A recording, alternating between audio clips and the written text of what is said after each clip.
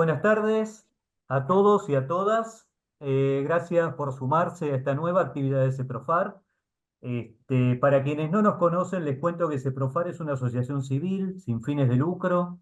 Está compuesta por farmacéuticos de todo el país, farmacéuticos que están presentes en todas las provincias, que también se desempeñan en actividades muy variadas de nuestro ejercicio profesional. Y bueno, desde CEPROFAR siempre decimos que creemos en que la salud es un derecho humano, que el medicamento es un bien social.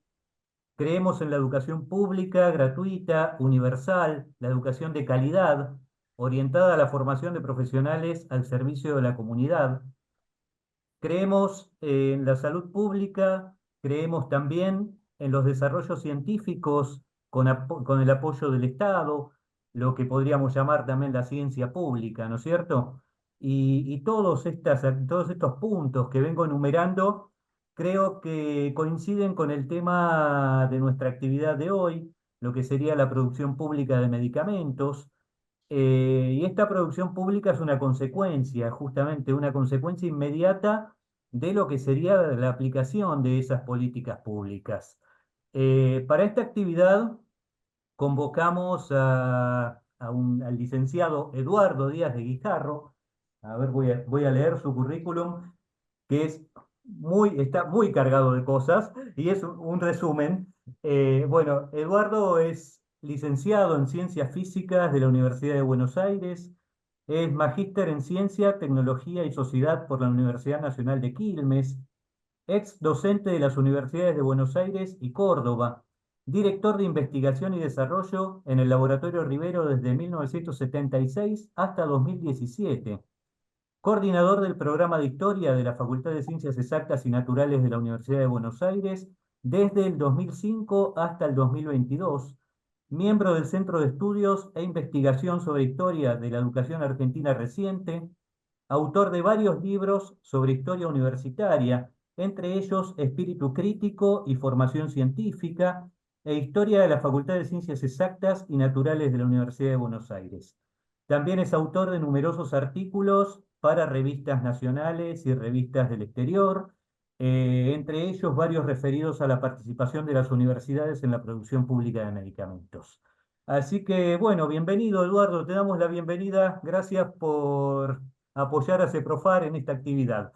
Bueno, Perfecto. habiendo hecha la presentación, te voy a hacer una pregunta disparadora como para empezar. Yo les cuento que esta actividad está diseñada en formato de conversatorio.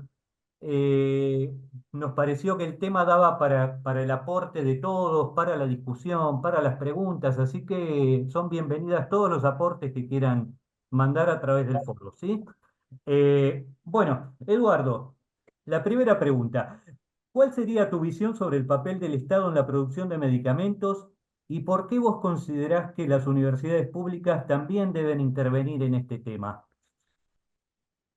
Bueno, en primer lugar, le voy a agradecer a Alejandro y a Ceprofar, ¿no?, por esta invitación, porque es un tema particularmente sensible, eh, por otro lado, muy complejo y muy amplio, ¿no? Inclusive el título que le hemos puesto abarca eh, la posibilidad de muchísimos enfoques diferentes.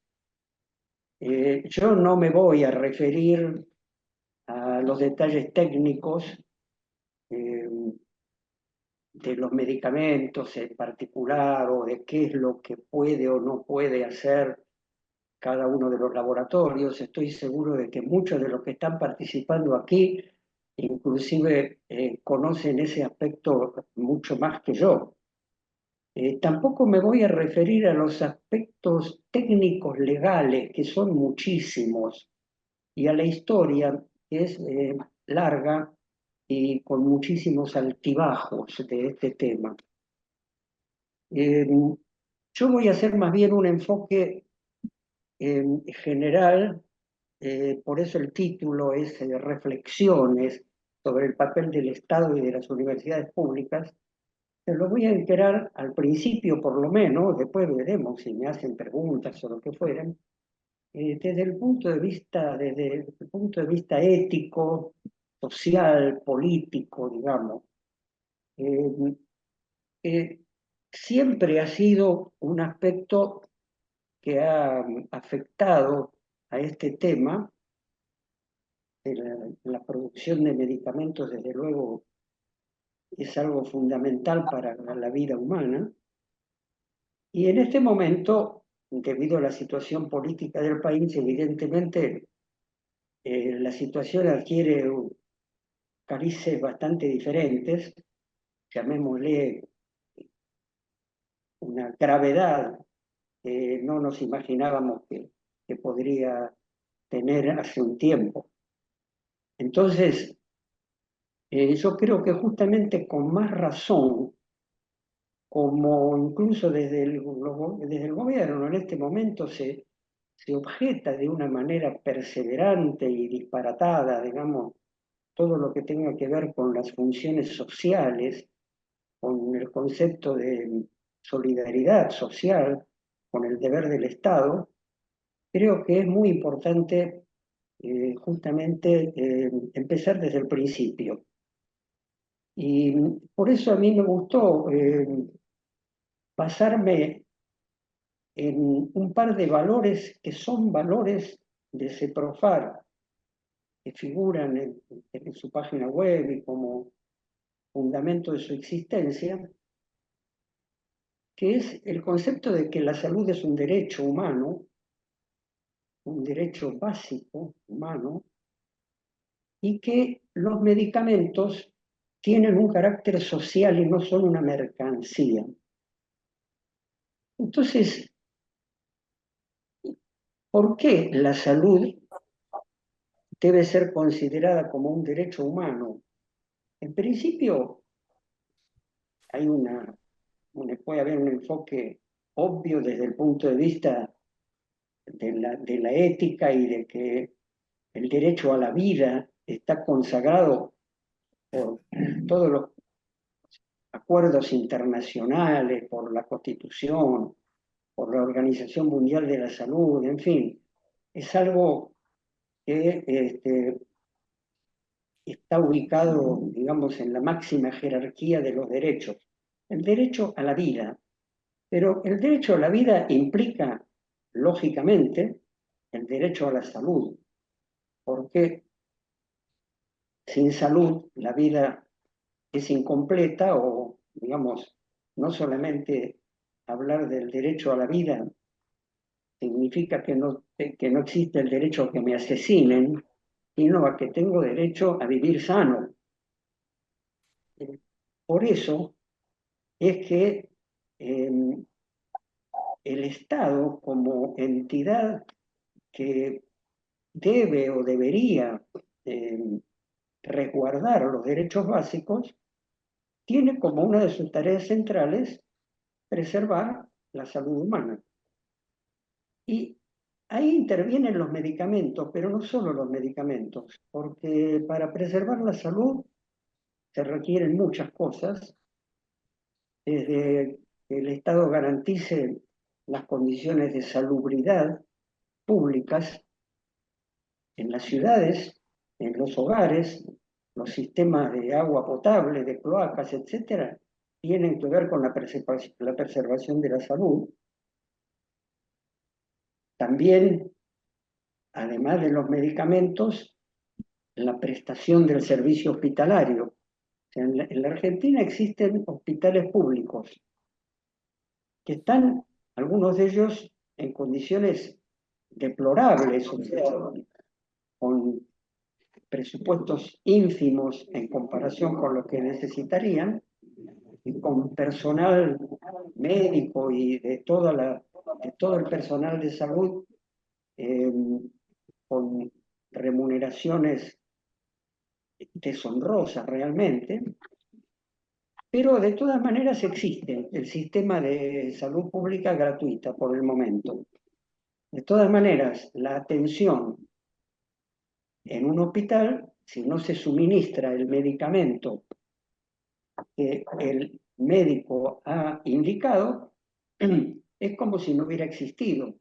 porque luego el paciente que sale, que no tiene medios económicos suficientes, sale del hospital, si no le han dado la medicina, y va a la farmacia, se encuentra con un medicamento que le va a costar 10.000, 20.000 o 100.000 pesos, que es lo que están costando ahora los medicamentos.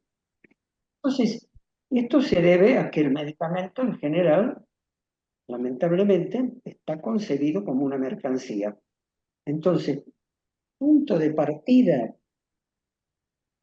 la salud es un derecho humano y el medicamento no debería ser una mercancía. En la Argentina existe una tradición, incluso, de que el Estado provee cierta cantidad de medicamentos en los hospitales, o los insumos y demás. Pero en general, lo tradicional es haber recurrido a la compra y la producción se ha estimulado muy poco. O sea, llegó un momento, los años, bueno, en la época de Ramón Carrillo empezó, ¿no? 1948 creo, pero muy tímidamente, luego se discontinuó durante las dictaduras, y desde 2011, 2015 existen leyes que promueven la fabricación de medicamentos en laboratorios públicos y existen, creo que 40 o algo más en este momento, a pesar de que, digamos, su futuro es bastante incierto en la situación actual, ¿no? ¿Por qué defender que se apoye la producción pública y no la producción privada? Bueno, punto número uno, toda la producción privada en cualquier industria está condicionada por eh, el carácter básico del sistema capitalista, o sea, la empresa busca una ganancia, existe un lucro, entonces, por más controles estatales que haya, verificaciones de calidad, etcétera, siempre el empresario va a tratar de ganar lo más posible. Y lamentablemente, la industria farmacéutica es una de las industrias que está dominada por multinacionales a escala global y además en general está cartelizada. O sea, ¿qué quiere decir esto?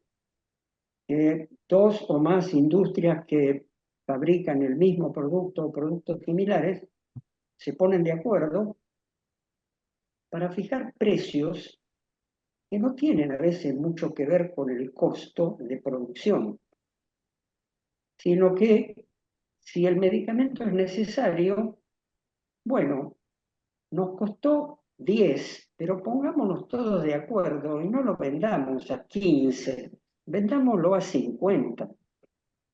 Es un ejemplo arbitrario, pero yo creo que todos ustedes deben conocer ejemplos de este tipo. O sea, el medicamento fabricado por una empresa privada, multinacionales en una escala gigantesca y las nacionales también, fijan un precio que pocas veces tiene que ver realmente con el costo de producción y con un margen razonable de ganancia. Un Claro, margen sería razonable de ganancia, la diferencia entre alto costo y alto precio, ¿no? El medicamento de alto costo y medicamento de alto precio, ¿no es cierto? Por ahí se suele considerar que el medicamento, bueno, todo ese precio de producción que tiene, que el precio que le ponen en el mercado tiene que ver con ese costo de producción, ¿no es cierto? Y en realidad es un precio, como vos decís, que tiene que ver con otros factores, ¿no es cierto? sí, exactamente. O sea, ese es uno de los problemas fundamentales que justifica la importancia de los laboratorios de producción pública, que eh, no tienen ese factor de lucro, de obtener una ganancia que muchas veces es desmesurada. Entonces, el laboratorio de producción pública tiene por definición una función social. Si nosotros consideramos que el- la salud es un derecho y el medicamento es un bien social, la producción pública de medicamentos sería la única forma de que el medicamento nazca y se ponga en el uso del paciente cumpliendo estas dos condiciones.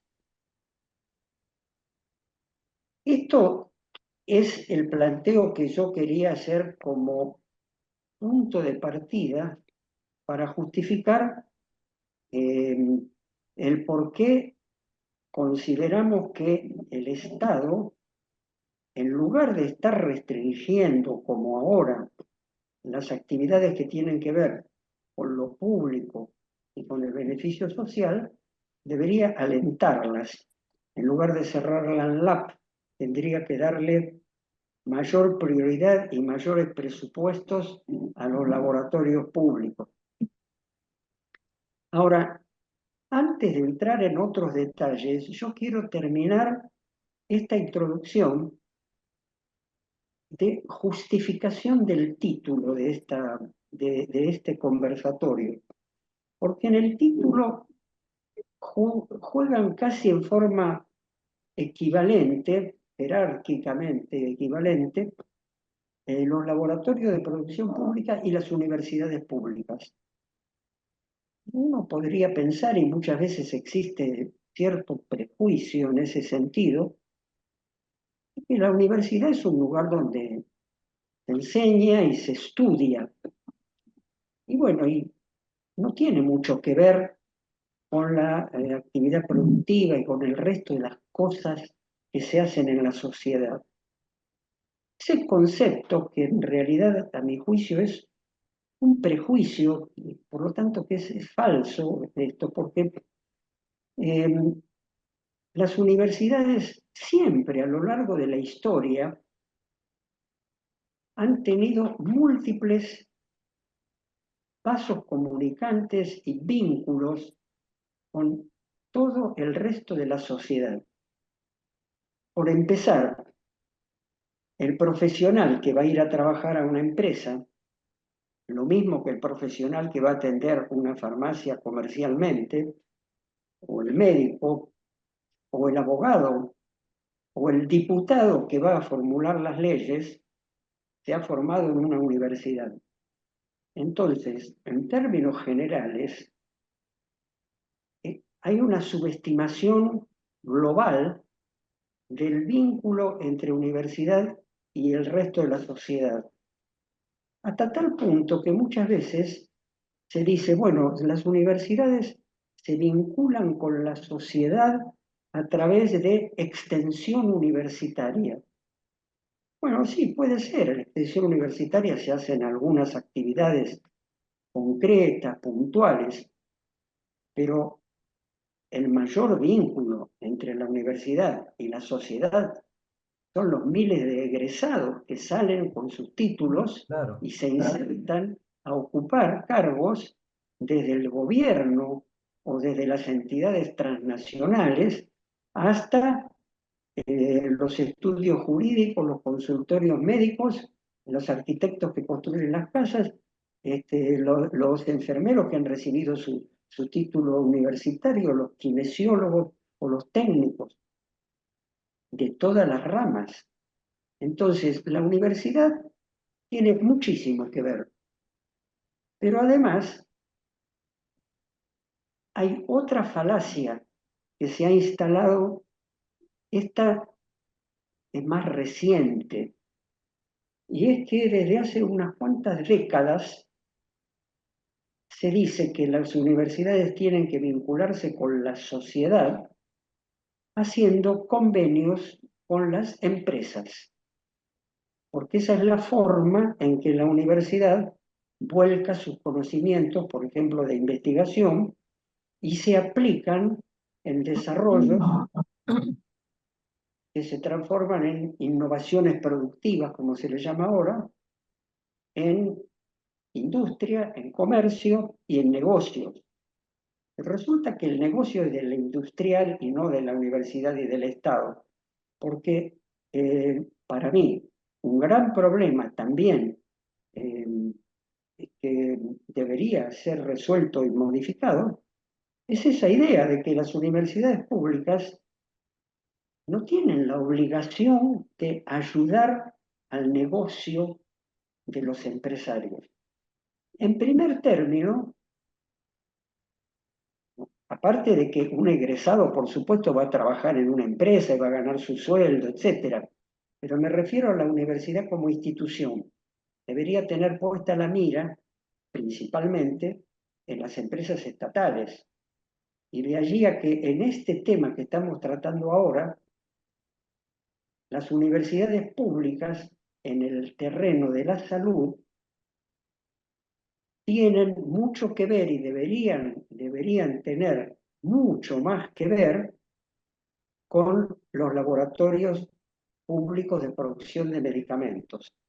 Hay algunos ejemplos notables, por ejemplo, el que a mí más me motivó para interesarme por este tema es el Laboratorio de Hemoderivados de Córdoba, que lo conocí por una cuestión laboral. Alejandro ha compartido conmigo años de trabajo en ese terreno, pero que también lo estudié, digamos, desde el Es punto de primera vista línea, es un del laboratorio. papel de la universidad.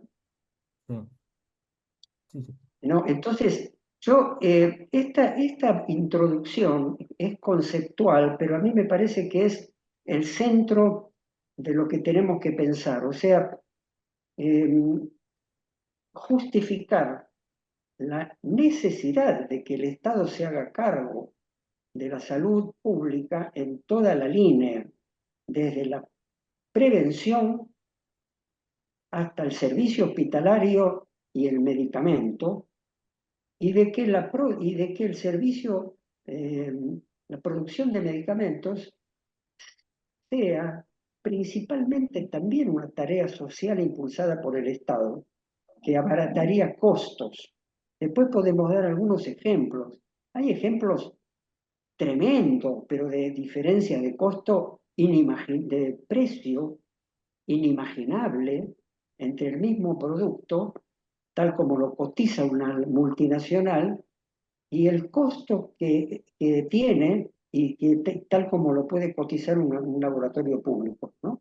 Entonces, las universidades públicas, la propuesta que yo hago es que eh, el modelo de universidad deseable eh, es, es, no es el que existe actualmente. Inclusive yo me voy a permitir adelantar uno de los temas que está en un libro que yo tengo en preparación, que es el hecho de que en este momento, no en la Argentina, sino en todo el mundo, eh, las universidades cada vez más se manejan como una empresa. O sea, la relación con las empresas aumenta y en algunos casos es impresionante.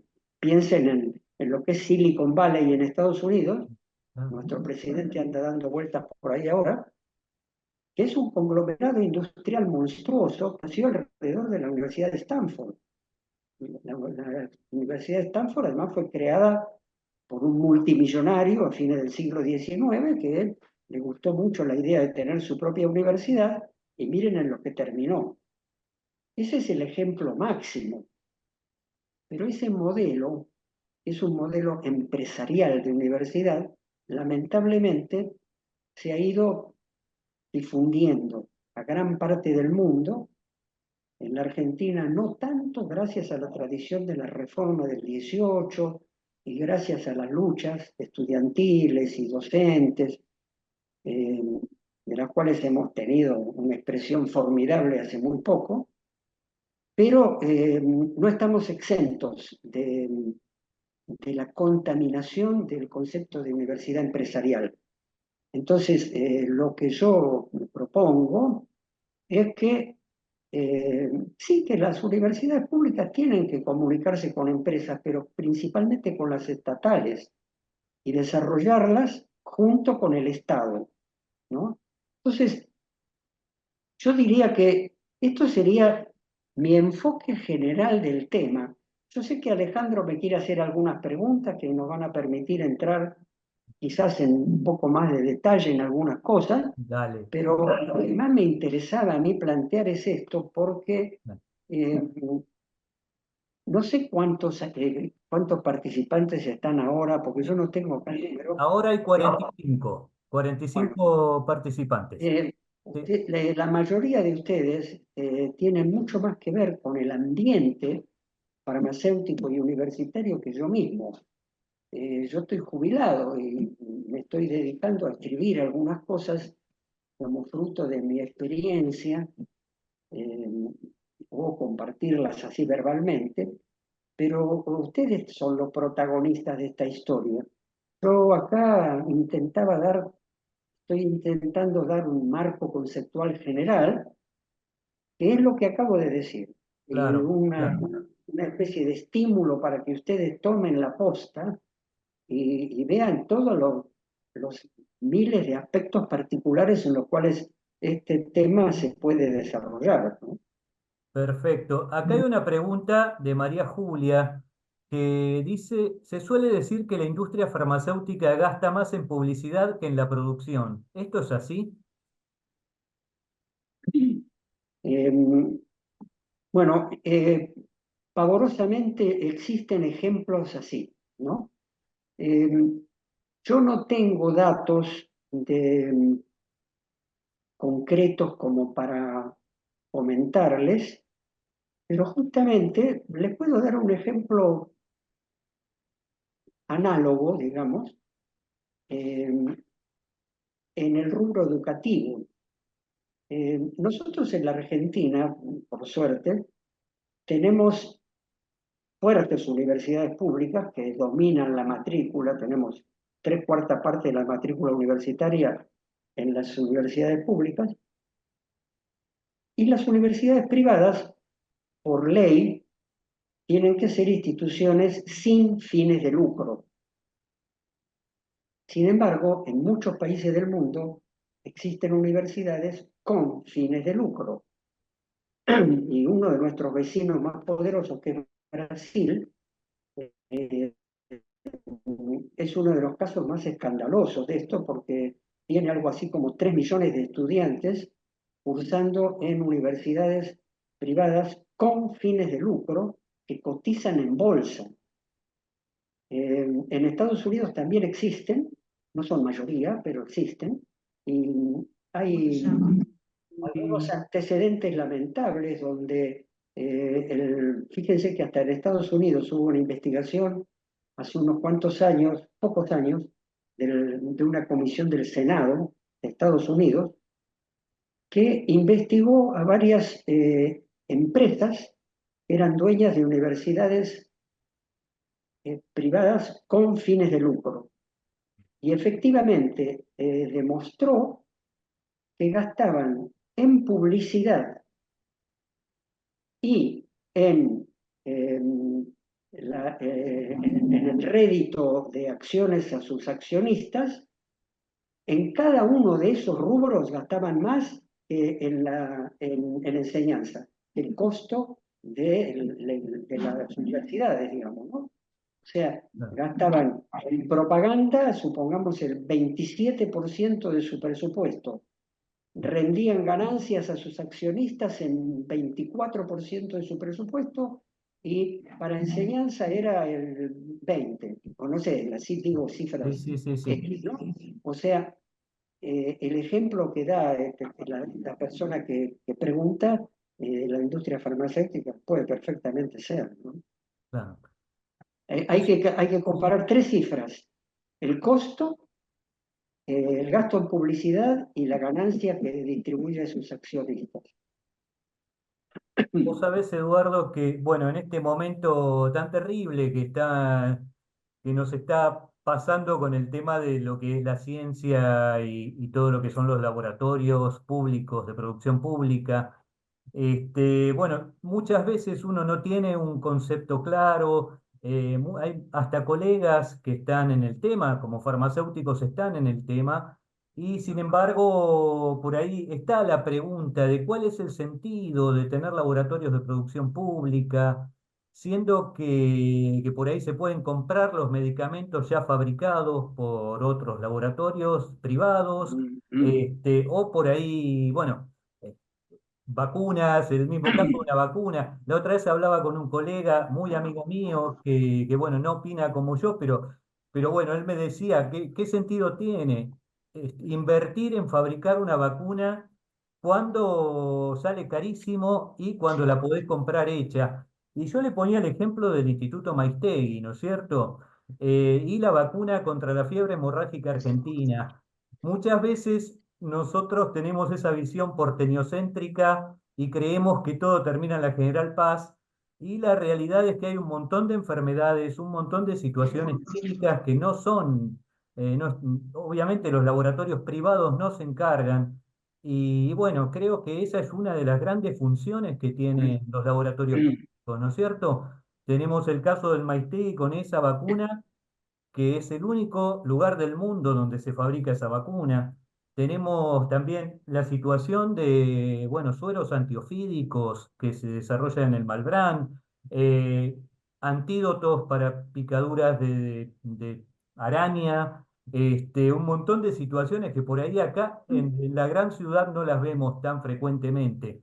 Pero en el campo muere gente por fiebre hemorrágica, hay un montón de gente que tiene problemas con los ofidios, con las arañas y un montón de situaciones más, ¿no es cierto? Lo mismo la fabricación de diferentes tipos de productos para diagnóstico, un montón de situaciones que se ven generalmente y que se abordan un montón de problemáticas que si no es por esos laboratorios públicos, es como que quedan fuera de todo, ¿no es cierto? ¿Cuál es tu opinión sobre eso?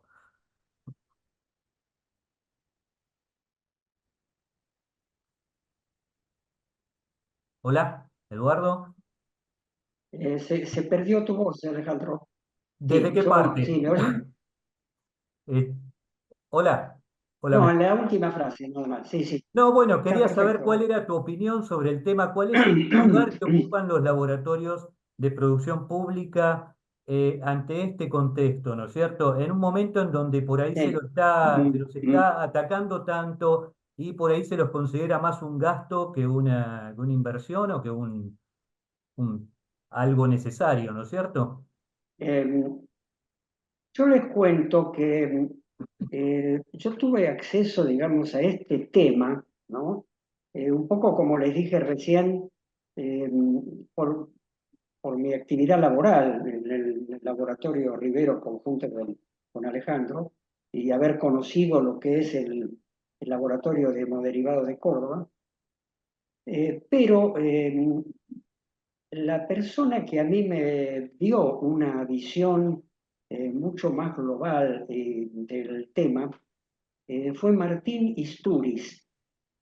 Para algunos de ustedes es probable que resulte un nombre conocido, quizás para otros no. Martín Istúriz, que lamentablemente falleció en el año 2019, era un investigador superior del CONICET, especialista en inmunología, y él era, fue durante muchos años un luchador incansable por el tema del papel del Estado, no solo con la producción pública de medicamentos, sino con todo lo que tiene que ver con eh, el sostén de la ciencia y la tecnología en diversas especialidades, pero fundamentalmente, dado que él trabajaba en eso, fue un batallador consecuente sobre este tema y él había creado hace unos años un llamado Grupo de Gestión en Políticas Públicas en Ciencia y Tecnología, que publicaban regularmente una gacetilla donde informaban sobre los altibajos que tuvo la política de producción pública de medicamentos en todos los gobiernos, ¿no? Porque durante las dictaduras militares no existió. Durante el gobierno de Néstor Kirchner y el principio de Cristina Kirchner se las promocionó, pero cambió el ministro de Salud, cambiaba la política, se alentaba y se frenaba, se alentaba y se frenaba. Bueno, y eso lo siguió Istúriz muy detalladamente y él recopilaba datos asombrosos, ya que Alejandro dio un ejemplo hace un momento.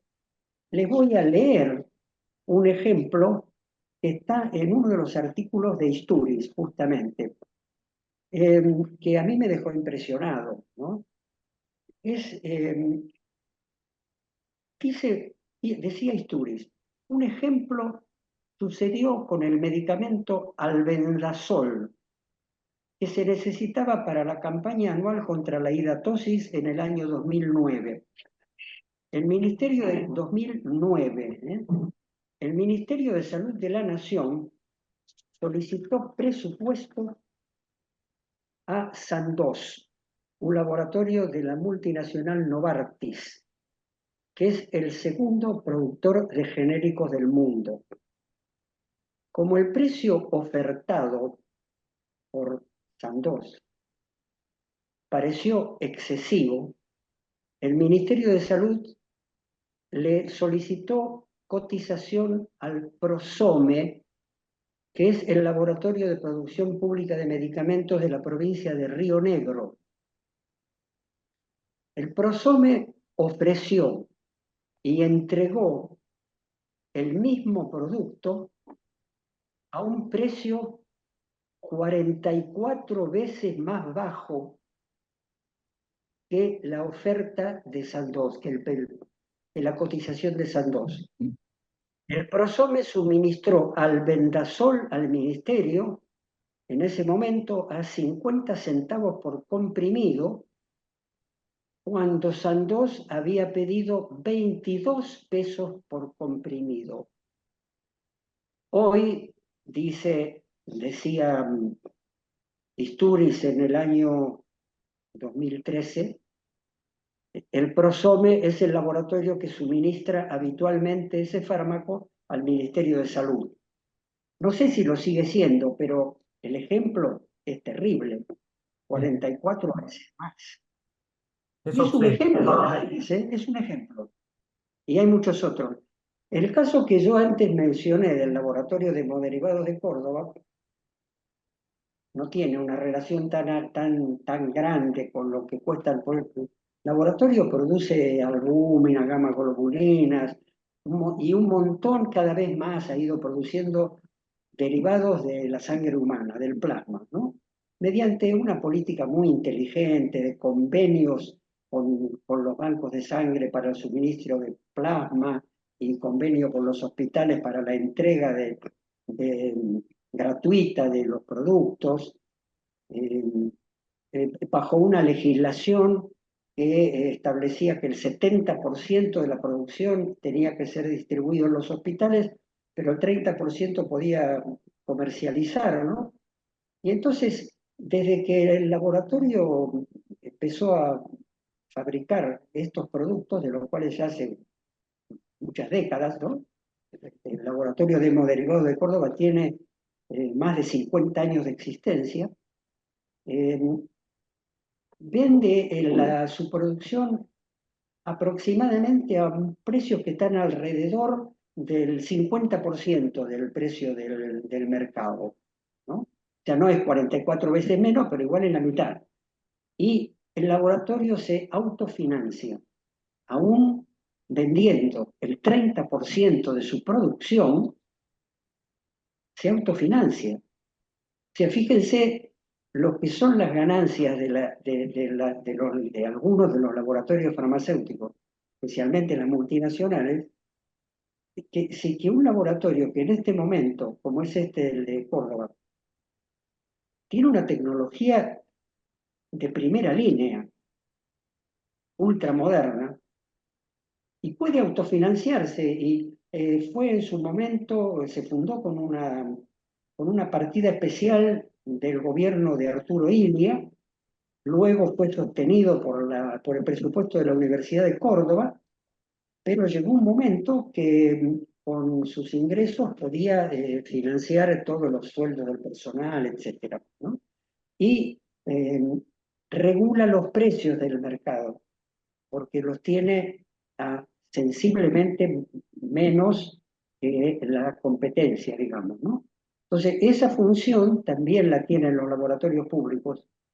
Puede ser que no alcancen a producir la totalidad de lo que se necesita en el país, pero sí fijan un precio que como referencia impide a que los otros precios sean desmesuradamente mayores.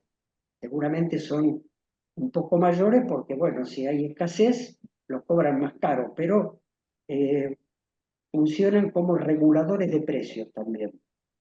Y eso, bueno, son los ejemplos que yo conozco, pero seguramente hay muchos más. Acá María Teresa nos pone que regula precios del mercado y genera empleo de calidad, lo cual coincido totalmente. Por otro lado, también María Julia dice, en 2018, con el gobierno de Cambiemos, el Gran Isturiz publicó una de sus últimas gacetillas, El asco y la náusea. Fue un grande, gracias por recordarlo, te pone. Bueno, yo estaba por mencionar eso justamente en algún momento de esta charla. Eh, Isturiz estaba muy preocupado y él falleció en 2019, pero ya unos meses antes eh, había llegado a un nivel tal de eh, amargura por la falta del apoyo estatal a los laboratorios, que le puso ese título a la última gacetilla que publicó, El asco y la náusea. Eran las sensaciones que a él le producía en la falta de sensibilidad social que había en los gobiernos que habían frenado o imposibilitado el desarrollo de estos laboratorios y que estaban condenando a mucha gente a su muerte o a no poder curar sus enfermedades, ¿no? Él había llegado a este grado de lamentable conclusión y yo participé con Isturiz en varias actividades públicas en su momento. Me resultaba una persona admirable y además con muchísimos conocimientos sobre este tema. Eh, Tiene varios artículos publicados donde explica todo esto, ¿no? Acá hay otra pregunta también de Silvia que nos pone el tema de los prescriptores y la industria como parte de la mercantilización de los fármacos. ¿Cómo abordar esa cuestión? Bueno, con política, supongo, ¿no? Claro. Sí, yo incluso volviendo a lo que decían otra de las colegas que intervino, era lo del empleo de calidad. También ahí interviene fuertemente el tema universitario, ¿no? Porque Exacto. yo les di el ejemplo de Silicon Valley y la Universidad de Stanford, ¿no? Y es un ejemplo muy interesante desde muchos puntos de vista. Lamentablemente, ahí está la sede de Google, Facebook, este, eh, Twitter y todas estas cosas de la inteligencia artificial y demás, que son negocios no solamente abusivos, sino que en este momento se prestan a una utilización muchas veces bastante negativa. Pero hay un hecho que es indudable.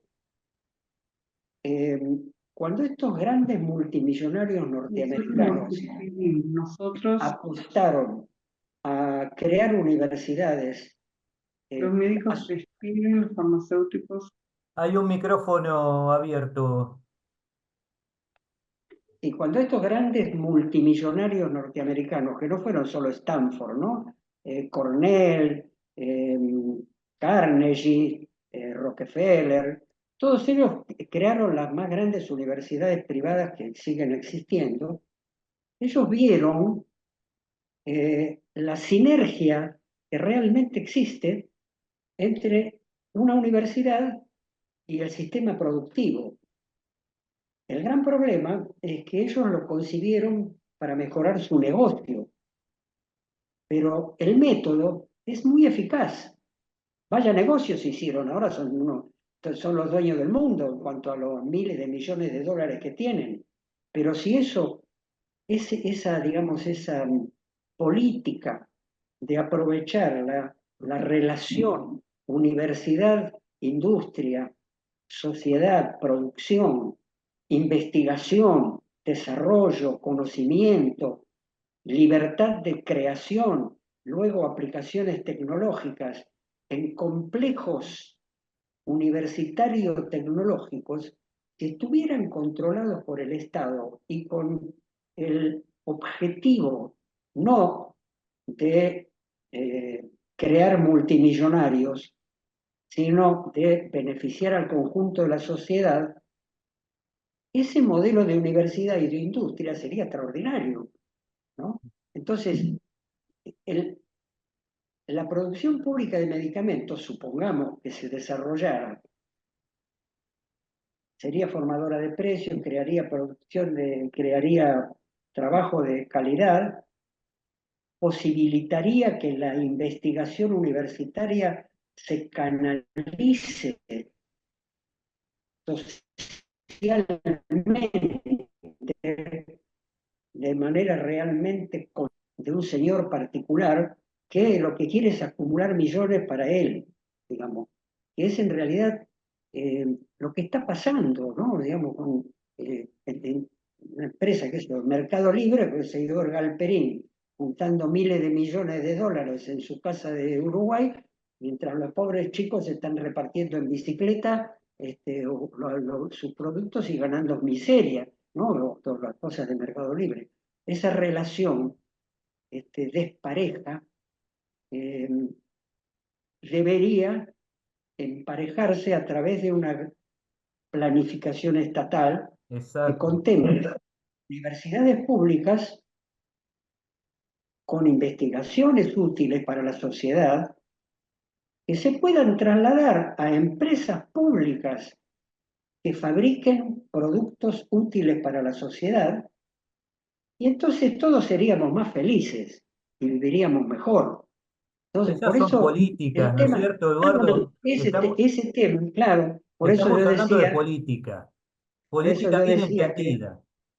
el tema no es técnico, el tema es de enfoque global, de pensar éticamente en qué es el ser humano, qué es la sociedad humana, para qué vivimos en el planeta Tierra, cómo deberíamos tratarnos entre nosotros, con solidaridad y no con competitividad. Deberíamos ser solidarios y no competitivos. Ahí me están pidiendo la palabra. Sí, le está Ahora voy. pidiendo la palabra Y, Clarisa. y si eso fuera una política pública, las universidades se desarrollarían muchísimo más de lo que existen ahora y tendrían mucho más sentido de Claro. ser, ¿no? Y estarían realmente al servicio de la producción social. Marisa, Clarisa, Clarisa. Clarisa, Estás muteada, Clarín. no se oye. A ver, Hola, gracias. ahí está. Ahora sí, ahora sí. Bueno, un gusto estar con todos los compañeros de CEPROFAR acá compartiendo y un gusto de verlo a Eduardo Díaz de Guijarro, que bueno, me acuerdo cuando me regalaste tu libro. Te recomiendo el libro, después podemos hacer una presentación del libro de Eduardo CEPROFAR, que habla mucho también de estos temas. Después, me parece que es algo, yo aprendí un montón con tu libro, Eduardo, así que te agradezco. Eh, yo pensando en lo que vos dijiste, digamos, cómo los grandes empresarios crearon Cornell University, porque tengo mi sobrino que fue a estudiar en la Universidad Nacional de La Plata y su máster se fue a Cornell, digamos. La idea de él era, mirá dónde tengo que ir a hacer mi máster, ¿no? Siendo una universidad impresionante como la UNLP. Y después, cuando yo estaba estudiando digamos, para ser profesor en la Facultad de Medicina de la UBA, bueno, estudiar el profesorado, una de las cátedras que no terminé, digamos, el profesorado, me hicieron comparar el estudio, cómo era el sistema de educación pública en China. Entonces, lo que yo pienso, digamos, digo, siempre estamos como mi sobrino, que digamos, estábamos pensando cómo es el modelo, digamos, occidental, porque convengamos que desde que se creó, digamos, después del Estado, de la década del 50, empieza todo este manejo intelectual que nos tiene, eh, digamos, el imperio norteamericano, dejamos de ver otras cosas. Entonces, yo me acuerdo de la Academia de Farmacia Bioquímica, una vez me invitaron, fui con Beto Díaz a escuchar cómo era el CONICET chino, ¿no? Entonces, ellos tenían 3 millones de becarios de CONICET, nosotros tenemos 3.000.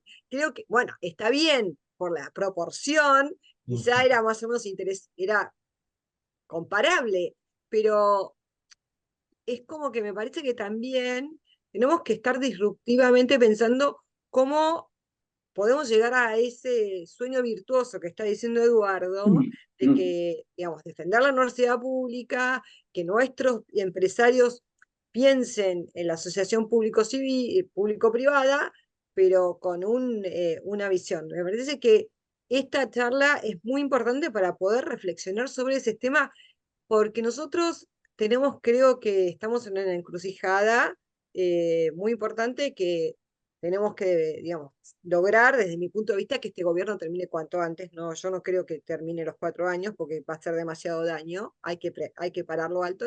Entonces, digamos, pensar en un programa de gobierno superador a lo que venimos haciendo, tanto de la universidad con el sistema público, para, digamos, tener siempre el triángulo de Sabato. Entonces, estas charlas para mí son esclarecedoras y poder pensar, me encantó que esto sea conversatorio, porque es ahí donde tenemos que empezar a decir, bueno, ¿cómo nos tenemos que imaginar y empezarlo a escribir? Porque si no, va a llegar el momento y nos va a pasar, y acá termino, es que vamos a quizá a volver para volver mejores, pero no hay nada programático, hubo bastante, yo me acuerdo de la resistencia, producimos, pero no alcanzó. Así que creo que esto y desde CEPROFAR lo propongo para que podamos tener, armar un documento y aportarlo a los que correspondan cuando estén en el gobierno, digamos, antes de asumir, porque esto tenés que abrir un compromiso y que después no nos pase como con, con Alberto, con Fernández, que hizo lo que quiso, ¿no? Y acá termino. Así que bueno, ese era un poco el comentario para lo que me estaba escuchando de Eduardo. Gracias, compañeros, colegas. Gracias, Clarisa. Eduardo, ¿alguna reflexión? Sí, sí, sí, mi reflexión es, yo la haría a 2 puntas, ¿no? Digamos. Eh, Hubo intentos varias veces ya en distintos países del mundo de modificar radicalmente el sistema, no solamente de producción de medicamentos, sino de producción general de mercancías, ¿no? El caso de China es uno, como cita Clarisa. Eh, el otro fue la Revolución Rusa en sus comienzos, no el estalinismo que terminó en una espantosa dictadura, pero es muy interesante si uno analiza el proyecto que tuvo inicialmente la Revolución Rusa respecto a la educación y a la salud. Se parece mucho a lo que estamos conversando acá.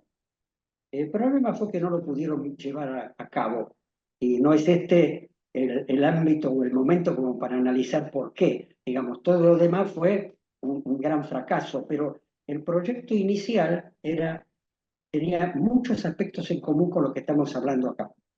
Y el otro caso, que es más cercano a nosotros, es el de Cuba, que seguramente Clarisa tiene cosas bastante parecidas a lo que ha visto de China, pero es un país más chico, nos queda más cerca y, y creo que lograron mucho.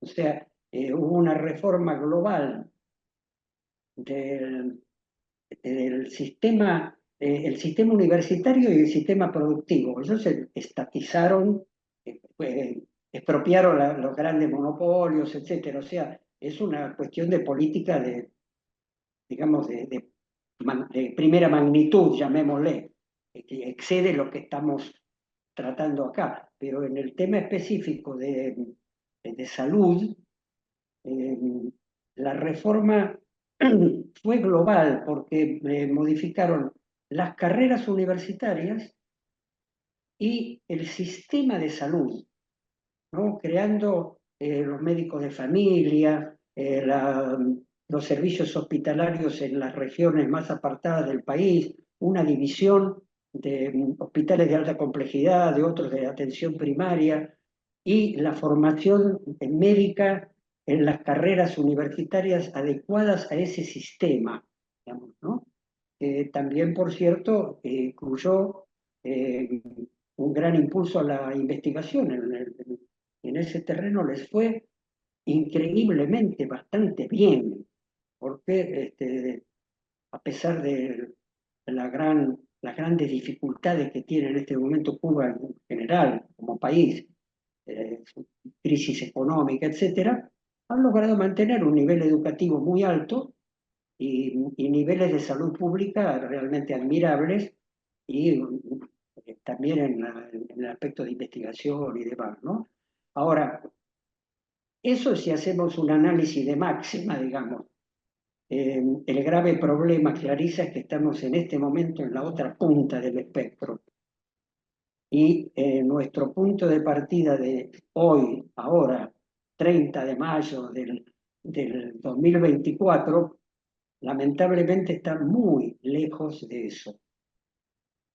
Entonces, sí, cómo formular un programa o cómo hacer actividades concretas que apunten a eso, es una tarea abierta, o sea, a ser encarada. En mi opinión, se pueden hacer muchas cosas. Yo, a pesar de que digo que estamos en el otro extremo de las situaciones, ¿no? O sea, estamos muy mal en este momento, sin embargo, soy optimista. Y porque además yo creo que se pueden hacer cosas de muy diverso tipo. Por un lado, por suerte, contamos con un apoyo popular muy grande. La demostración que hubo en abril en defensa de la educación pública fue asombrosamente, o sea, superó incluso las mayores expectativas de los más optimistas. Entonces, eso es un elemento que hay que tenerlo muy en cuenta. Y En segundo totalmente lugar, transversal y apartidario, claro, ¿no? Fue algo así que es, sí, sí, sí. la No comunidad solamente, o sea, completa salió a la calle, y la verdad que fue es- algo muy impresionante. había partidos políticos, había gremios, sindicatos, pero había muchísima gente que llegó por su cuenta, ¿Sí? Familias familias, enteras, no, personas, realmente o fue. sea, en todo el espectro social, eso es muy significativo. Pero yo digo que además de esto, hay muchas pequeñas cosas que se pueden hacer. Por ejemplo, la mayoría de los que estamos en este momento en esta pantalla, estamos insertados de alguna manera en algún ámbito. Eh, yo estoy jubilado, pero igual me siento insertado porque tengo actividad con respecto a la Universidad de Buenos Aires, en el programa de historia, estoy dando charlas, estoy dando algunos cursos de posgrado, etcétera. Hay otros de ustedes seguramente que son en este momento docentes o que están trabajando en laboratorios, ya sea públicos como privados, o están a lo mejor atendiendo una farmacia, pero también están vinculados con la cadena de la salud, ¿no? Entonces, cada uno en su lugar siempre puede hacer algo apuntando hacia este objetivo. Eh, También uno puede encontrar montones de ejemplos, ¿no? Pero hasta yo les digo ejemplos que yo he vivido como docente universitario, eh, por ejemplo, reemplazar una clase magistral por un seminario participativo, donde se dé la posibilidad de que los alumnos intervengan, opinen, discrepen con el docente, hagan sus propios aportes, tomen iniciativas, ayuda a desarrollar el pensamiento independiente y el espíritu crítico, Muy que es algo enriquecedor. Sí, muy poco tenido en cuenta en este momento en la docencia. Hasta los docentes más progresistas en general se paran frente a sus alumnos y hablan. Eso lo he hecho yo también, es decir, sin claro, darme cuenta muchas veces. seguro. Pero reemplazar esa actitud del profesor que sabe todo y que le transmite conocimientos al alumno por un aprendizaje por intercambio es muy enriquecedor y va a favorecer el desarrollo de estudiantes que luego cuando sean graduados van a tener un espíritu muy diferente de tipo creativo y participativo. Esa es una cosa que uno puede hacer, Perfecto, pero perfecto. hay otra que también yo le digo por experiencia propia y que también muchos de los que están acá saben, bueno, el que está en un laboratorio público es bastante obvio, pero incluso trabajando en un laboratorio privado, eh, nosotros hemos trabajado en un laboratorio privado, yo he trabajado en un laboratorio privado durante muchos años, de capital nacional, y que me parece que ha hecho aportes muy importantes a la salud pública en la Argentina. Ha producido productos compitiendo inclusive con multinacionales, lo cual no es poca cosa, ¿no? Pero también yo lo conversaba con Alejandro en una charla hace poco, hay un aspecto del, digamos, del profesional universitario que está trabajando dentro de una empresa privada que lo distingue del dueño de la empresa. El dueño de la empresa forzosamente va a buscar mantener un equilibrio en su empresa. El equilibrio consiste en pagar sueldos razonablemente lo mejor que pueda para mantener a su personal conforme, digamos, cumplir con las normas de calidad de los productos y también obtener una ganancia. El dueño es un empresario, un capitalista. El profesional que está trabajando a sueldo es un empleado. Por la naturaleza del contrato, digamos, le debe fidelidad a la empresa con la cual está trabajando. Pero esa fidelidad tiene un matiz, que el profesional puede jugar un papel que muchas veces el dueño no juega, que es preocuparse particularmente por la calidad del producto, por la pertinencia del producto. Por ejemplo, en su contacto, trabajé en investigación y desarrollo, por lo tanto, iba permanentemente a los hospitales, a los bancos de sangre, contacto con los profesionales del hospital, ¿no? Y entonces, ese contacto a uno le da una visión también de las necesidades de la salud pública y de la calidad del producto, y es Claro. un papel que necesariamente cumple el profesional, aún en la empresa privada. Eduardo, hay varias preguntitas y está Rubén también levantando la mano. A ver, Rubén, ¿querés aportar?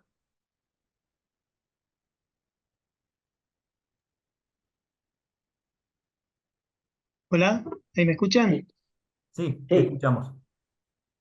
Bueno, estaba escuchando muy atentamente a Eduardo. Solo quería acotar algo. Él habló de Sandoz. Sandoz, un laboratorio que produce genéricos dependientes durante su proceso de crecimiento de Novartis, si bien ahora se separaron accionariamente. No es que tengamos que tener como ejemplo al laboratorio Sandoz, porque en algunos países, por ejemplo, cuando no le conviene producir antibióticos, no produce, cuando no le conviene producir algún medicamento, no lo hace, pero por lo menos tiene la honestidad de presentarse como un laboratorio que produce genéricos a nivel mundial. Es decir, produce medicamentos que ya no tienen patente.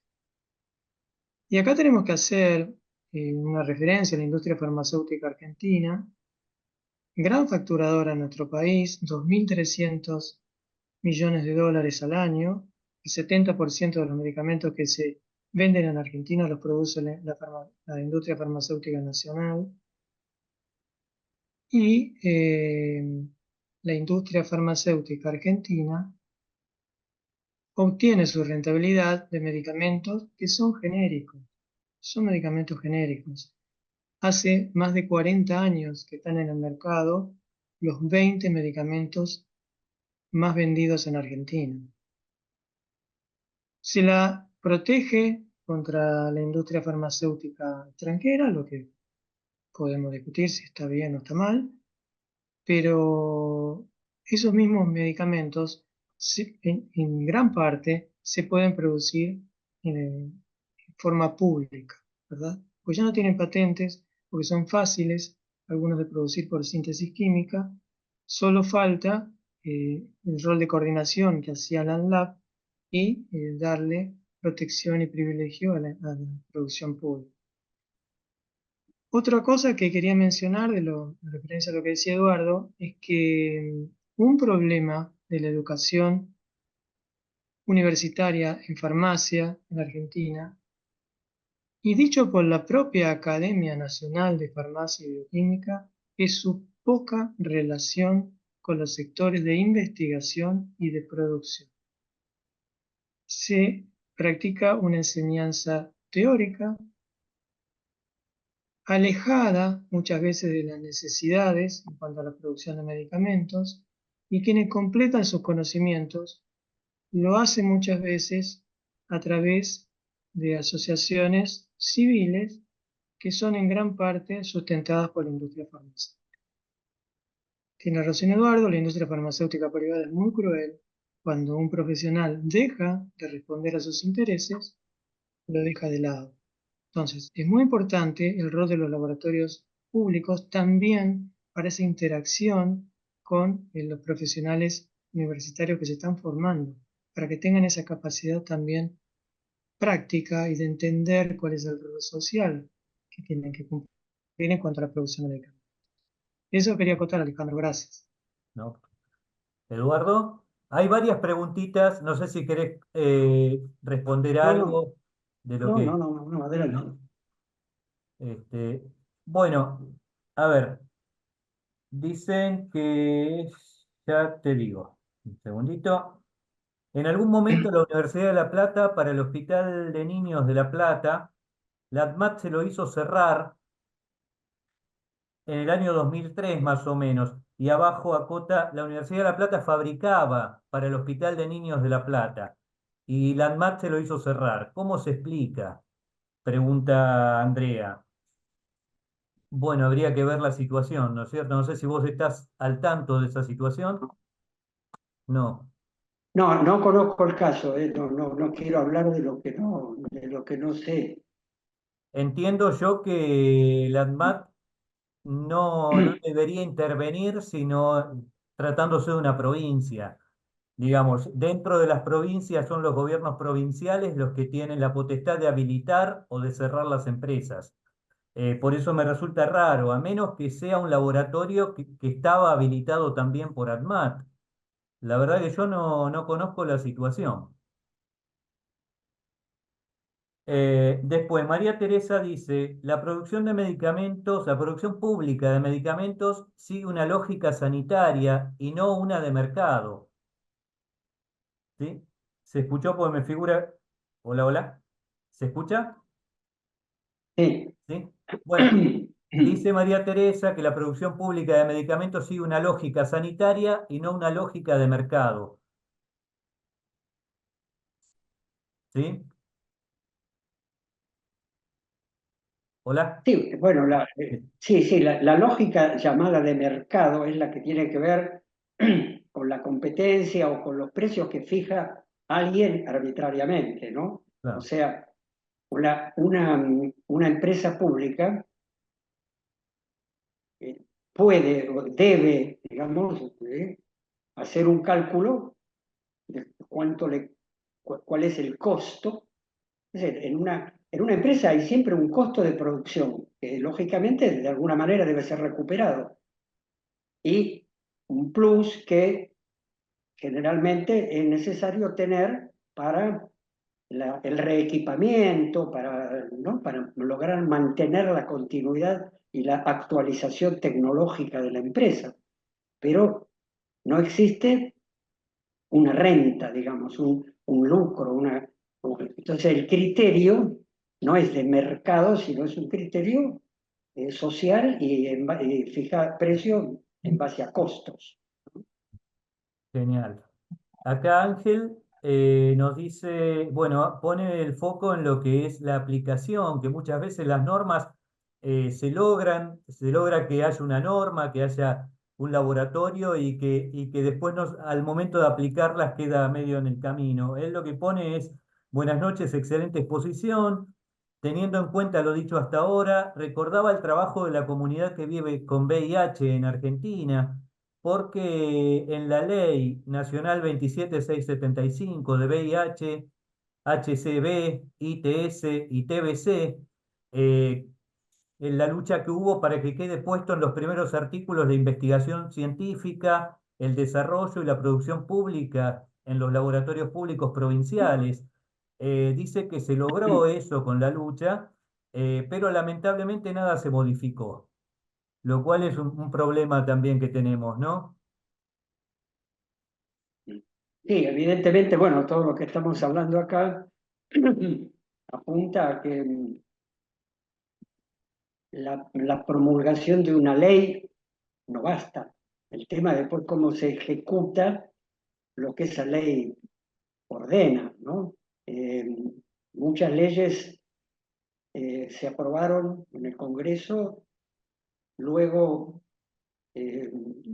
por ejemplo, tardaron en ser reglamentadas. Ahí también hay es el Poder Ejecutivo tiene que reglamentar la ley, entonces demora la reglamentación, y después muchas veces termina aún reglamentada y todo, para llevar a la práctica lo resuelto. Por ejemplo, en este caso del que estamos hablando, se necesitan partidas presupuestarias, organismos, edificios, qué sé yo, máquinas, ¿no? Personal, contratos. O sea, todo eso hay que hacerlo después. Puede estar la ley muy elegantemente escrita en un papel y después no hacerse nada. Entonces, hay una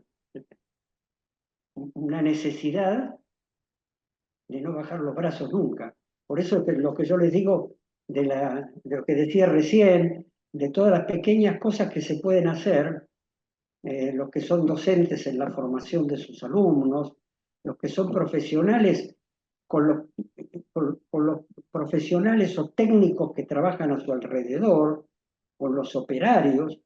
Es un trabajo permanente de divulgar este tipo de ideas y luego de alguna manera, sí, obligar a los gobiernos a aplicarlas, porque en la historia que ha ido contando Martín Istúriz, como yo les decía, en esa larga saga de gacetillas, sería muy educativo recopilarlas, incluso para hacer una historia detallada de lo que ocurrió durante las 2 últimas décadas. Él ahí muestra cómo algo se resolvía a nivel presidencial o a nivel de un ministerio, y después el lobby de las empresas, especialmente las multinacionales o quizás también alguna nacional, aparecía por los pasillos, ¿no? Y lo resuelto no se llevaba a la práctica. Por eso es que Sturi se terminó hablando del asco y la náusea, ¿no? Porque Claro. promesas, supuestas decisiones tomadas por los gobiernos que después no se aplicaban, porque había el lobby. ¿Qué es el lobby? Es una persona que va y habla y convence al funcionario, pero que además de convencerlo de palabra, circulan ahí las coimas, etcétera, ¿no? Y ahí hay que ver, ¿no? Los delincuentes no son solo los que reciben las coimas, sino también los que las pagan. Y de eso, obviamente. lamentablemente hay muchísimo en la política de eso. Entonces, yo no puedo, yo soy optimista, pero no digo que nada de esto sea fácil. Yo te quiero Nada de hacer esto es un par fácil. me gustaría hacerte un par de preguntitas que me quedan y después, bueno, si querés, vamos a las preguntas de la gente. Eh, por un lado, ¿cómo ves? Vos decís que sos optimista, ¿no? ¿Cómo ves la perspectiva ahora con el cierre del ANLAB, con toda esta situación? ¿Cuál es la perspectiva? ¿Desde dónde se puede encarar ese optimismo que vos estás expresando? Eh, bueno, eso por un lado, ¿no?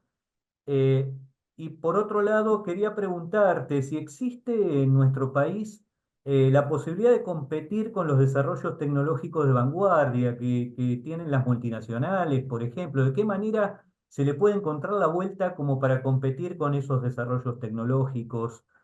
A ver, ¿qué Bien. reflexiones podrías hacer sobre el tema? No, yo sobre la primera pregunta, sobre el optimismo, ¿no? Bueno, de alguna manera ya lo comenté, ¿no? Estamos en una situación muy negativa en este momento. Hay que ser realista. Mm. Ser realista no quiere decir ser pesimista. Cuando yo digo que soy optimista, no estoy negando las tremendas dificultades que hay en este momento, ¿no? Que el cierre de la ANLAB fue un primer paso, no sé qué más puede ocurrir ahora, que se cierren una por una todos los laboratorios públicos, Sí. por El de ejemplo. financiamiento del CONICET también, porque si Ahora, no lo por ejemplo, cierran, lo desfinancian. claro, el gobierno trató de desfinanciar las universidades Claro, públicas y tuvimos la marcha del mes de abril. Esa es una de las respuestas, ¿no? bueno, Sobre bueno, cómo, digamos, a dónde puede uno basar el optimismo. Por otro lado, entender lo que está pasando, porque hay un concepto muy disparatado, digamos, en la política actual del gobierno, que plantea que el Estado es una organización criminal, pero al mismo tiempo eso lo dice el jefe del Estado, ¿no? O sea, el no, sí, sí, presidente es el jefe de Estado. Estoy presidiendo una organización criminal. Bueno, entonces postula prácticamente la desaparición del Estado, pero fíjense que el Estado tiene distintas manifestaciones. Se está tratando de destruir lo bueno del Estado, que es lo que tiene que ver con el bienestar social, las jubilaciones, los sueldos, la fuente de trabajo, las obras públicas. O sea, es increíble en un país como este no se hayan hasta, hasta detenido la refacción del pavimento de las rutas, no sé, ¿no? Todo. Pero sin embargo, se fortalece el Estado en su lado más negativo, que es la represión, ¿no? El cercenamiento de la libertad de opinión, de expresión, de manifestación, eh, se niegan los aumentos salariales y los aumentos de jubilación, pero se plantean facilidades para los grandes inversores extranjeros. O sea, se, se destruye lo bueno del Estado y se fortalece lo malo del Estado. Pienso que el realismo actual tiene que ser darse cuenta de eso y pelear para que para que se debilite lo malo del Estado y se fortalezca lo bueno, ¿no?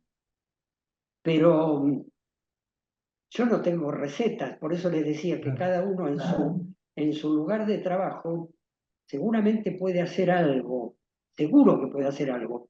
Y además, me alegro mucho de que exista CEPROFAR, ¿no? Clarisa creo que propuso algo así como un plan de actividades para CEPROFAR en este terreno, y me parece excelente idea, ¿no? Con respecto a la segunda pregunta de si en la Argentina hay capacidad para competir con las multinacionales, yo también daría dos tipos de respuestas. La primera es que la capacidad intelectual seguro que sí la tiene. Nosotros, en la Argentina existen científicos capaces de hacer desarrollo de vanguardia. Lo sigue habiendo aún en estas condiciones de desfinanciamiento de las universidades públicas. Hemos tenido varios premios Nobel. Ahora, claro, Milstein tuvo que irse a Inglaterra para poder allá seguir desarrollando sus investigaciones. O sea, evidentemente algo faltó y falta acá para retener a estos cerebros privilegiados, ¿no? Pero desde el punto de vista del material humano existe.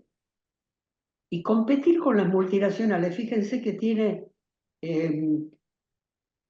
muchos aspectos diferentes, inclusive en mi experiencia personal, que fue modestísima, pero también fue de competir con una multinacional, porque nosotros en el laboratorio desarrollamos productos de envases plásticos de bolsas para sangre y de soluciones parenterales, y logramos, parece que Clarisa se despide. Sí, se está Chau, Clarisa. despidiendo.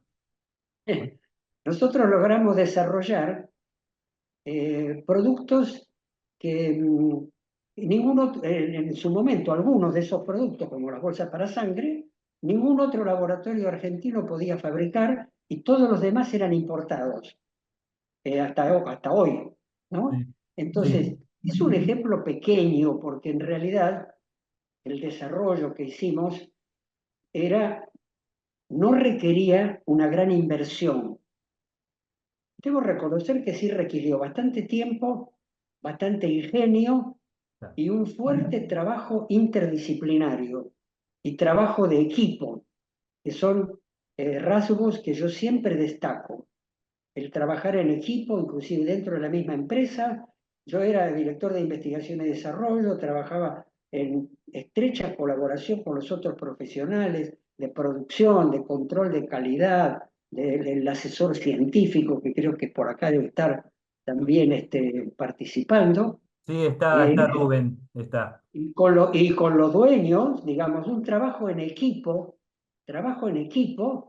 hola Rubén, trabajo en equipo e interdisciplinario, porque yo tengo formación como físico y tuve que aprender aspectos de medicina, de, de biología y de tecnología, de ingeniería de la producción también. Gracias a esa interrelación con los otros profesionales de la empresa y de afuera también, ojo, porque yo me fui a asesorar al INTI, iba permanentemente a conversar con los médicos en los hospitales para intercambiar opiniones, o sea, el trabajo en equipo interdisciplinario. Existe capacidad para hacer desarrollos importantes. En este caso fue posible porque no requería una gran inversión financiera. Cuando requiere una gran inversión financiera, lamentablemente, nuestro país no puede. Las multinacionales sí pueden porque están en los grandes centros del poder mundial. Entonces ahí también yo le doy a esto una segunda respuesta a la pregunta de Alejandro. Perfecto. Y es que el tema que estamos, la segunda respuesta es que el tema del que estamos tratando no es un problema solamente de Argentina, es un problema mundial.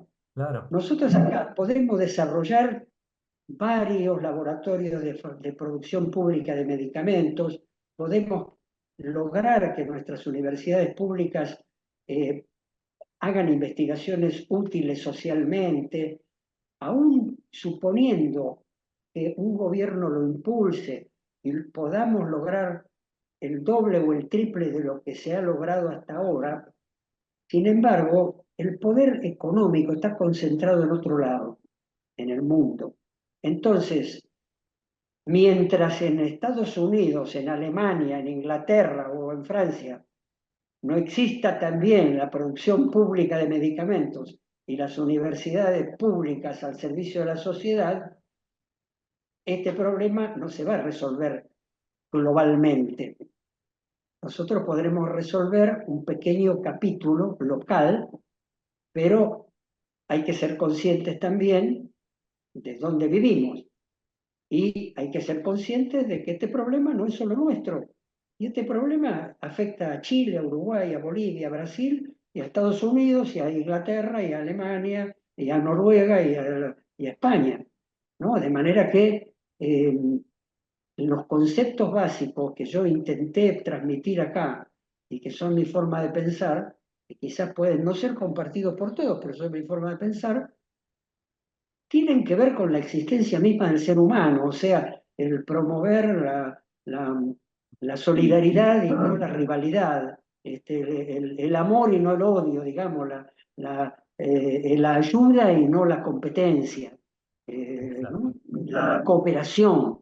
Entonces, hay desde pequeñísimas cosas que podemos hacer acá hasta grandes cosas que son deudas sociales que tiene el conjunto de la humanidad consigo mismo y que, bueno, serán proceso histórico, bueno, pasarán siglos que ninguno de nosotros verá y muchas cosas seguramente van a cambiar, como han Acá, cambiado en los siglos pasados, ¿no?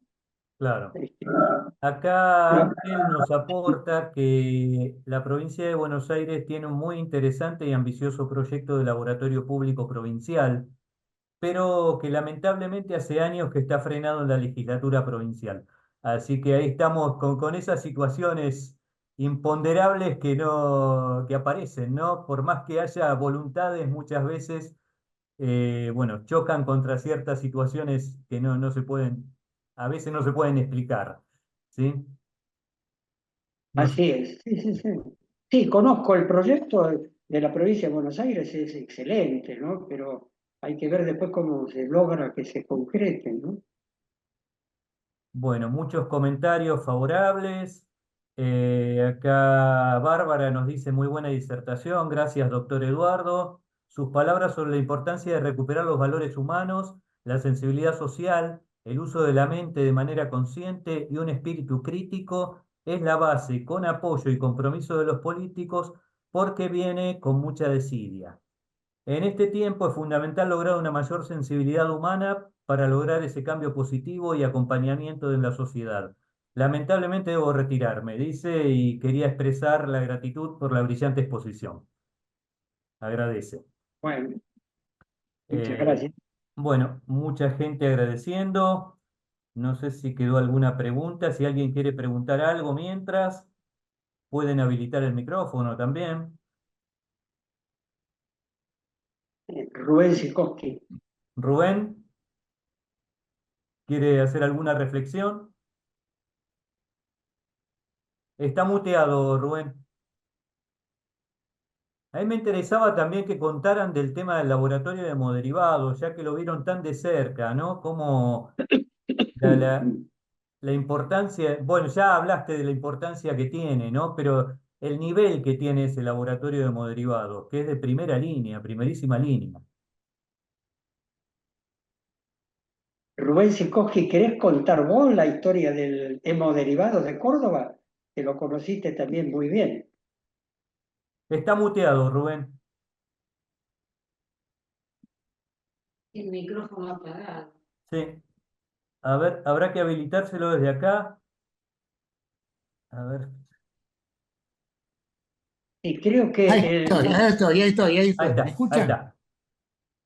No, Eduardo, yo creo que el mejor ejemplo, es decir,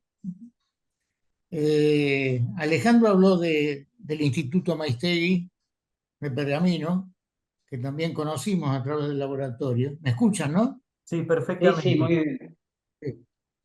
Que también conocimos y yo tuve oportunidad de colaborar también bastante desde el laboratorio con ellos y bueno, llegaron a desarrollar la vacuna contra el mal de los rastrojos y ha desaparecido prácticamente del país ese problema, que era un problema gravísimo. Eh, Sin Ese embargo, laboratorio estuvo fue apoyado. discontinuado. En el 2018 se cerró, se dejó de producir y se volvió a producir en Ah, no, 2021. Sí, sí. es Pero ese laboratorio contó con un profesional muy interesado en el tema, que es justamente el doctor Maistegui, y con Maite. un buen apoyo, no sé si fue del gobierno nacional o del gobierno provincial.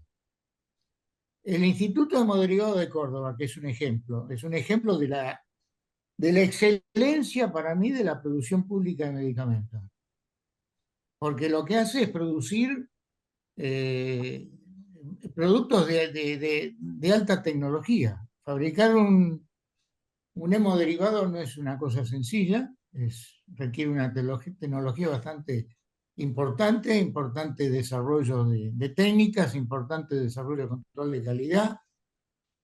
También trabajan han logrado trabajar sobre hueso en polvo, eh, pero también es una, no lo conozco a fondo, pero es una vinculación, es un laboratorio que depende de la universidad. Y como dijo Eduardo, fue creado por, una, por la intención de un presidente de la República, que tuvo las intenciones de que en el país se fabricaran hemoderivados, que fue el doctor Ilia. Decisiones políticas. Lo que pasa es que lo que yo no veo es que haya intereses que traten de vincular a la universidad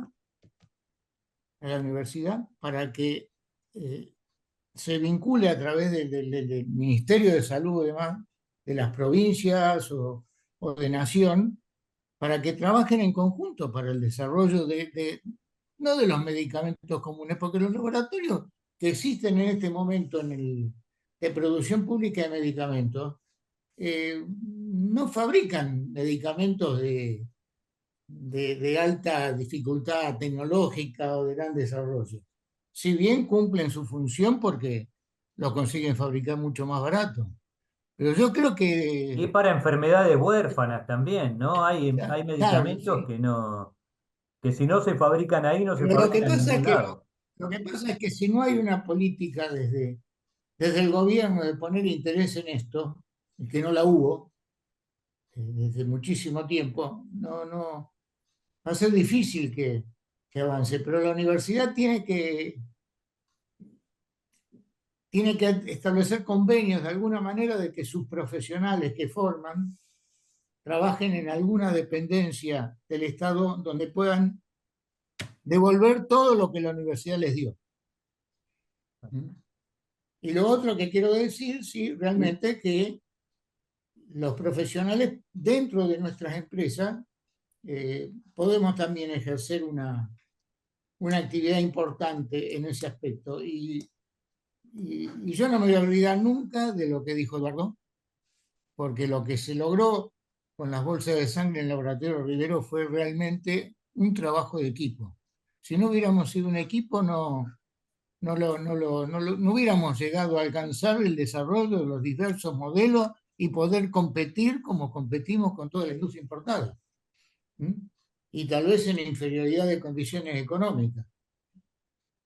Pero bueno, eso fue un interés particular profesional en donde uno trabajaba no solamente por el dinero que recibía, por lo que hacía, sino que trabajaba también por el orgullo de lo que estaba consiguiendo. Y llegar al final del día y volver a la casa de uno y de pronto contarle en la casa que habíamos conseguido solucionar un problema para evolucionar con eso que estamos trabajando, era una gran alegría. Y eso creo que a veces también falta a nivel de los profesionales que trabajan en la industria del país. Bueno, nada más. Eduardo, realmente lo que conozco, sé tus ideas, conozco bien todo lo que mencionaste, pero me gustó mucho volver a escucharte. Y bueno, realmente fue muy lindo, muy lindo. Bueno, me alegro Gracias. mucho, Rubén. Gracias. Realmente, Excelente. claro, además, el trabajo con Rubén Sikoski fue imprescindible yo trabajé 40 años en el laboratorio, ¿eh? Y bueno, Rubén creo que más, porque estaba Sí, antes de que yo llegara y siguió todavía después. todavía Pero seguro. hemos hecho un equipo muy bueno, y realmente me parece importante destacar esto también, ¿eh? La importancia del trabajo en equipo, del respeto mutuo, del saber decir además, ay, mira, me equivoqué, vos tenías razón, y buscar al otro para consultarle cuando uno tiene una pequeña duda, o ir juntos inclusive a hacer algo para después analizarlo. Eso es fundamental. Y de varias disciplinas, ¿no? Porque ahí interactuábamos también con los ingenieros de planta y con los biólogos, y etcétera. Siempre decíamos los farmacéuticos de laboratorio que logramos convertir a los ingenieros en farmacéuticos, o a los Acá hay una licenciados. pregunta más que hizo Roxana, que dice, muy interesante lo hablado, quisiera saber sobre el manejo de medicamentos oncológicos y las insulinas con cadena de frío. A veces veo camionetitas que andan con un montón de conservadoras, no tienen identificación de a qué laboratorio o droguería pertenecen. Bueno, entiendo que no sé si tiene mucho que ver con el tema de la producción pública, ¿no? Pero no sé si vos tenés alguna respuesta, Eduardo, al respecto. Yo creo que esto es un tema que tiene que ver con las legislaciones provinciales, en el caso de que sea una provincia, o nacionales. eh, y bueno, no siempre los mecanismos de control actúan como deberían actuar. La realidad es que todos los profesionales que estamos en el ámbito farmacéutico tenemos que realizar, independientemente de cómo sean enviados los productos, tenemos que controlar cómo llegan esos productos al lugar de destino, y a su vez, en lo que tiene que ver con el envío de productos a través... tengo conexión inestable, dice. Con lo que tiene que ver con el envío de productos es responsabilidad del establecimiento que lo envía. Así que ahí debería consultarse a ese establecimiento que es el que envió el producto. Y bueno, realmente no sé por dónde venía la pregunta. Posiblemente yo no esté entendiendo bien por dónde viene la pregunta. ¿Alguna pregunta más? Yo no encuentro más preguntas. Alejandro, Sí, no, yo quería una aclaración más, porque escuché a alguien que habló del tema de la Universidad de La Plata que fabricaba medicamentos para el Hospital de Niños sí, exacto. y el ANMAT lo clausuró. Sí, Quiero que quede claro que mientras un producto se fabrique dentro de una provincia y no pase de los límites de la provincia, la ANMAT no tiene injerencia. claro, no tiene Es injerencia. solamente el Ministerio de Salud de la provincia que lo habilita y lo controla. Exacto, es lo que yo Ahora, le decía. y Sí. se expande, y es el caso muchas veces de La Plata, provincia de Buenos Aires, capital federal. Probablemente productos de esos de la Universidad de La Plata hayan ingresado de alguna manera en algún hospital de capital. Y eso haya dado lugar a la intervención de la ANMAT por haber Posiblemente. cruzado la frontera. Posiblemente, es una La de las verdad que razones que tiene, no, por la cual, si no las ANMAT no tendría por qué haber intervenido. no Aparte, la tendría que, universidad a menos que tenga fabricando para habilitación el hospital. también, a menos que tenga habilitación ese laboratorio provincial de parte de Sí, sí. ANMAT. En ese caso tendría injerencia, También pero puede ser. a ver si apareció una nueva pregunta. No. No apareció ninguna pregunta más. No sé si alguien quiere hacer algún comentario final. A mí me Bueno, yo Alejandro pareció, lo felicito por la... Yo sé el origen de esto, sí, el origen de esta charla, fue una gran porque casualidad. circunstancialmente fui el generador, Sí, así que ¿eh? muchas gracias. Pero La verdad que me fue alegro. muy enriquecedora el conversatorio. Cuando me comentó de que Eduardo había aceptado dar la charla, realmente me puse muy contento y realmente me parece que ha Mm. sido muy No, es que valioso. aparte, en esos 10 minutos yo le cuento, porque la gente está quedando afuera, que con Eduardo nos cruzamos en un intervalo en el Teatro Colón. Y bueno, en esos 10 minutos de intervalo nos pusimos de acuerdo en tantas cosas que fue increíble, así que fue una charla bárbara. Así que bueno, gracias a que el doctor Rubén me regaló las entradas para ir al Colón. Así que bueno, de ahí viene el tema. No sé si alguien quiere aportar algo más, alguna pregunta, algún comentario. Me parece que fue excelente el conversatorio y la disertación tuya, Eduardo. Así que bueno, en nombre de CEPROFAR, sumamente agradecidos. ¿Sí? Esperemos que sea el Bueno, primero de varias actividades que podamos realizar con vos. bueno, me parece bárbaro.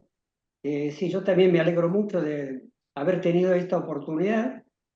Eh, Aquel encuentro en el Colón fue realmente fructífero.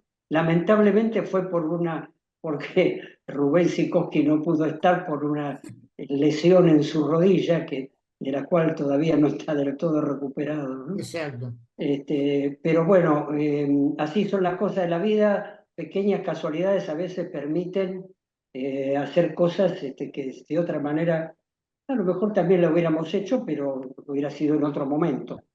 Claro. Yo digo, me alegro mucho de haber descubierto la existencia de CEPROFAR, digamos, que posibilite este tipo de encuentros, ¿no? Así que, por cierto, quedo a disposición de ustedes para cualquier otra cosa que a ustedes les pueda resultar útil de mi parte. Y les agradezco la invitación. Al contrario, acá un último comentario acá, Marisa Vargas, que debes conocerla seguramente por el mensaje, dice desde Jujuy, un placer escucharlo nuevamente, Eduardo. Sí, Marisa Vargas es la directora de una escuela de enfermería de Jujuy. Ah, Así que tenemos participantes muy federal el de encuentro, así distintos que lugares. buenísimo. Bueno, si no hay más preguntas, no hay más comentarios, vamos cerrando, ¿les parece? Muy bien. Bueno, Ok. muchísimas gracias, Eduardo. Muchas gracias a Bueno, todos los gracias que a ustedes participaron. y nos saludamos entonces hasta el Bueno, próximo adiós, encuentro. Eduardo. Hasta la Hasta el próxima. próximo Muchas encuentro. gracias. Hasta el Hasta luego. próximo. Gracias a todos los que participaron.